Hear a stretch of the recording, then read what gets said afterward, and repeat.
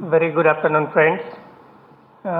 It's my pleasure to announce both the Q4 FY16 as well as the full year FY16 results to you. So this quarter we have seen a very resilient performance by our base business. Even for the full year we have been having a very less number of new launches in North America market, and there have been challenges on other front that you are aware of.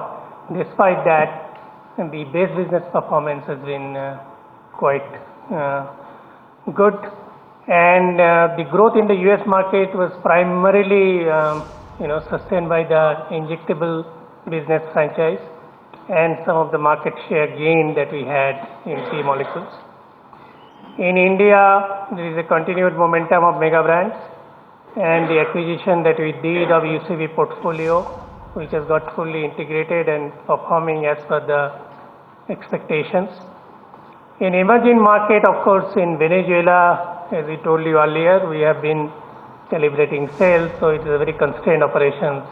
Since we have not been getting money repatriated, we have not been dispatching materials anymore to Venezuela. So current sales is all out of the stocks which are available there. And you know about the depreciations of ruble which has happened. So emerging markets is definitely impacted so far as functional currency in INR is concerned. Good news in proprietary products front is that we have already launched Gembrace SimTouch, which is basically for treatment of migraines in adults. And we are also preparing for launch for Pranivo, which we expect to launch during this quarter itself.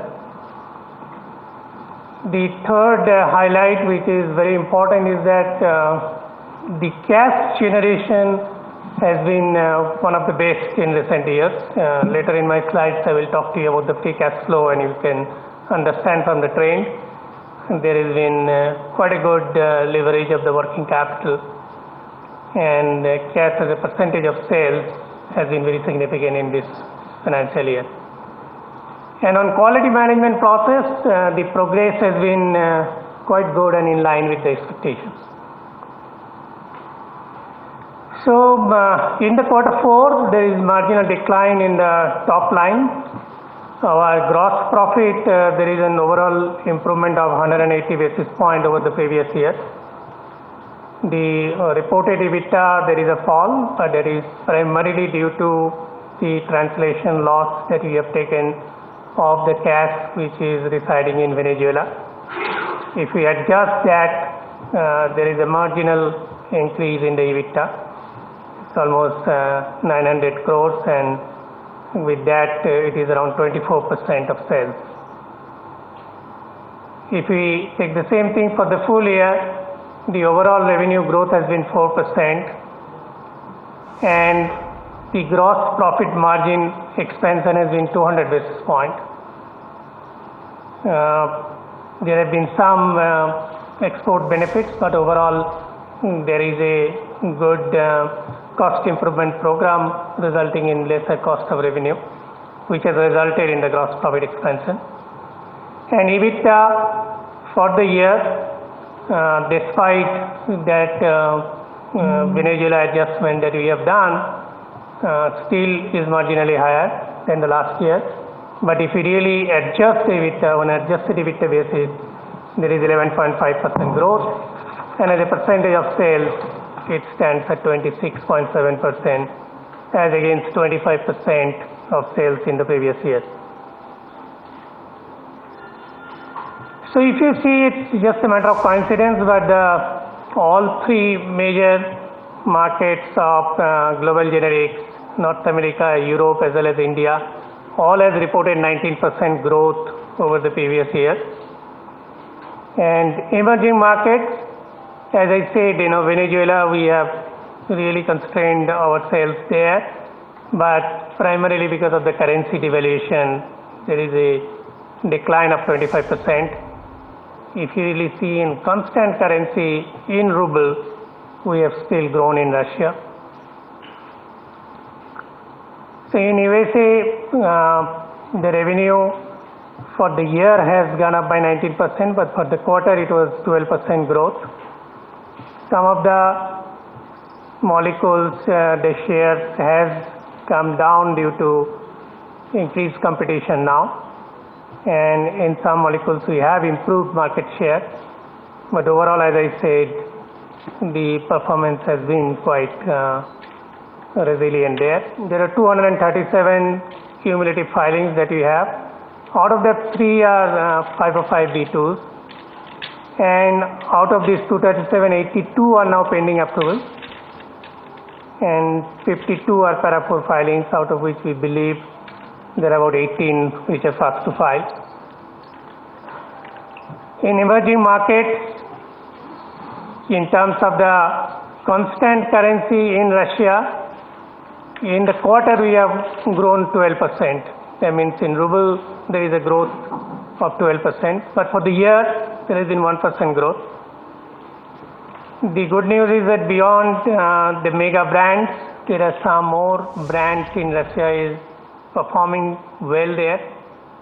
We categorize them as a future winners category, and so actually the portfolio augmentation is happening. The number of filings that we are doing for Russia market is also improving significantly. And if you see the IMS, the monthly growth trend in the first half of the financial year, it was lagging, but in the second half, it is doing better than the market growth.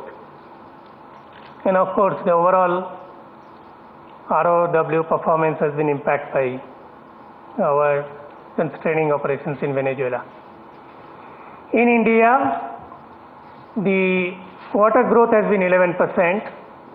There is again some cut-off impact which has happened. But overall for the year, it is 19%. And even if you take the UCB part out, I think it is quite healthy growth which has happened in India. And in terms of the IMS MAT of March 2016, we are now ranked 12, which is a gain of 4 ranks compared to the previous year. Of course, in prescription rank, we are better than our actual market sales. In PSAI, there has been decline, and although sequentially we have improved from quarter 3 to quarter 4, and there has been better order book and pipeline, but in terms of year on year, for the quarter it is a 22% decline, and for the year, PSI business has declined by 12%. But in terms of DMF filing, we now have 768 DMFs across the world, out of which 218 DMFs are for US. CapEx, we have spent slightly less than 1200 crores, which earlier I alluded to, that it will be between 1000 and 1200. And R&D, it is again as per our earlier guidance on R&D as a percentage of sales. Overall in FY16 we have spent 1783 crores. But what I was talking earlier about the leveraging working capital and generating more cash gets reflected in the free cash flow.